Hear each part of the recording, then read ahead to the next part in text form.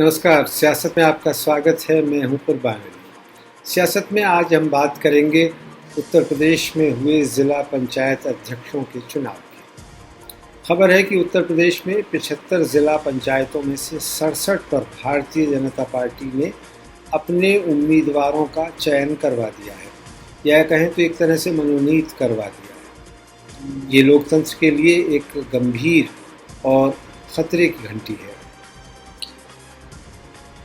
तर्क ये दिया जा रहा है कि जिस तरह से पश्चिम बंगाल में कुछ साल पहले ममता बनर्जी ने अपने समर्थकों को पंचायती चुनावों में विजयी करा दिया था, कामयाबी दिला दी थी, उसी तरह से अगर उत्तर प्रदेश में भारतीय जनता पार्टी ने ज़िला प्रशासन और पुलिस की मदद से अपने समर्थक उम्मीदवारों को ज़िला पंचायत अध्यक्ष चुनवा दिया, तो इसमें गलत क्या है।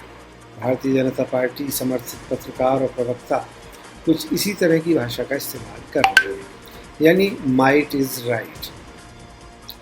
हालांकि उत्तर प्रदेश में जिस दल की सरकार होती है, ज़्यादातर देखा गया है कि इन चुनावों में उसी के समर्थक उम्मीदवार ज़िला पंचायत के अध्यक्ष निर्वाचित होते रहे हैं। लेकिन अभी तक पिछले 30 वर्षों के अगर इतिहास पर नज़र डालें तो चाहे वो समाजवादी पार्टी की सरकार हो या बहुजन समाज पार्टी की सरकार, कुछ जगह इस तरह की खबरें सुनने को मिलती थी जहां ज़िला प्रशासन और पुलिस कप्तान के हस्तक्षेप से सत्ताधारी पार्टी के उम्मीदवारों को विजयी बनवा दिया जाता था। लेकिन ये पहला मौका है कि जब भारतीय जनता पार्टी हाल ही में संपन्न हुए ग्राम पंचायतों के चुनावों में और ज़िला पंचायत सदस्यों के चुनावों में 25% से ज़्यादा सीटें नहीं जीत पाई और वो तीसरे नंबर की पार्टी बनकर रह गई थी।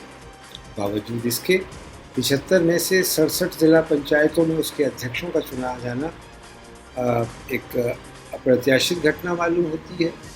इस पर आप हैरत भी कर सकते हैं। लेकिन ये सब संपन्न हुआ तो एक कारण तो इसमें बहुजन समाज पार्टी का भी था कि जिसकी नेता सुश्री मायावती ने अपने दल के सदस्यों से कहा कि वो चुनाव में हिस्सा न लें और अगर लें तो स्वविवेक के हिसाब से वोट करें। यानी एक तरह से इशारा था कि अगर वो चाहें तो भारतीय जनता पार्टी के उम्मीदवारों को भी वोट दे सकते हैं। सवाल ये उठता है कि फिर प्रमुख विपक्षी दल समाजवादी पार्टी की इन चुनावों में क्या भूमिका थी। कहा जा रहा है कि जहाँ उसके मजबूत गढ़ थे, मसलन आजमगढ़, मैनपुरी, इटावा और कुछ जगहों पर, वहाँ उसके उम्मीदवार चुनाव जीते। लेकिन कई जगह ये देखने में आया कि एक टैसिट अंडरस्टैंडिंग के तहत समाजवादी पार्टी के सदस्यों ने या उसके समर्थित सदस्यों ने भी भारतीय जनता पार्टी के उम्मीदवारों को वोट किया। आखिर इसकी क्या वजह थी और ऐसा क्यों हुआ, और क्या ये आने वाले विधानसभा चुनावों के लिए किसी तरह का कोई संकेत है। लोकतंत्र में निष्पक्षता एक मजबूत उदाहरण माना जाता है। एक निष्पक्ष लोकतंत्र ही कामयाब लोकतंत्र हुआ करता है, और भारत ने इस मामले में तीसरी दुनिया के देशों में अपनी एक साख बनाई है कि इमरजेंसी के 19 महीनों को छोड़कर पिछले 70-72 वर्षों में भारत में लोकतंत्र की जड़ें न ये कि सिर्फ मजबूत हुई बल्कि परवान भी चढ़ी, और भारत ये दावा कर सकता है कि वो अकेला ऐसा देश है जो दुनिया का सबसे बड़ा लोकतंत्र है, जहाँ कभी सैनिक तानाशाही का कोई हस्तक्षेप नहीं हुआ है, जहाँ किसी तरह की राजशाही भी नहीं रही है आज़ाद हिंदुस्तान में, और जहाँ लोग नीचे से मामूली सा आदमी भी, जिनमें उदाहरण के तौर पर लाल बहादुर शास्त्री, चौधरी चरण सिंह, एच.डी. देवेगौड़ा और मौजूदा प्रधानमंत्री नरेंद्र मोदी के भी नाम लिए जा सकते हैं, जो निहायत गरीब घर से आकर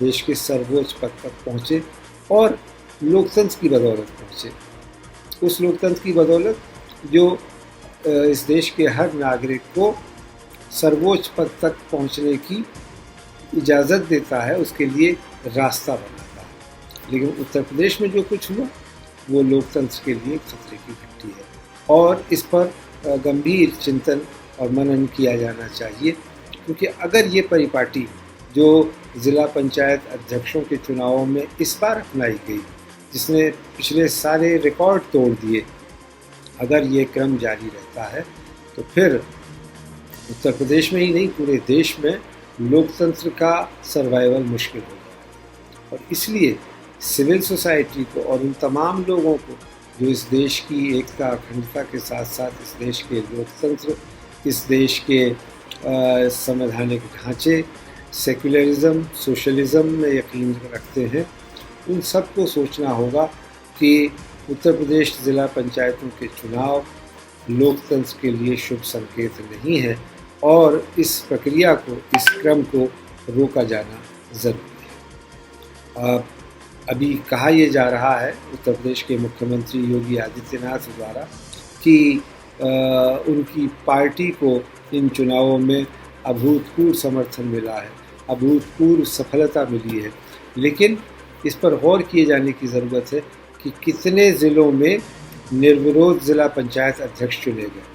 निर्विरोध चुना जाना लोकतंत्र में एक अच्छी परिपाटी हो सकती है और उसका स्वागत किया जाना चाहिए, लेकिन जिन कारणों से इन चुनावों को निर्विरोध बनाया गया उसकी भी पड़ताल होना बहुत ज़रूरी है, क्योंकि कहा यह जा रहा है कि ज़िला प्रशासन और पुलिस कप्तानों ने मिल करके या तो नॉमिनेशन होने ही नहीं दिए विरोधी उम्मीदवारों के, और अगर हुए तो उन्हें रद्द कर दिया गया, और जहां मतदान भी हुआ तो उनमें भी ज़्यादातर निर्दलीय सदस्यों को एक तरह से उनका अपहरण करके, उनको हर तरह से प्रलोभन दे करके सत्ताधारी पार्टी के पक्ष में करने का प्रयास किया गया। और इस सारे मामले में प्रशासन की भूमिका बहुत ही शर्मनाक रही है और उसकी जितनी निंदा की जाए कम है। तो सियासत में आज मेरे साथ इतना ही।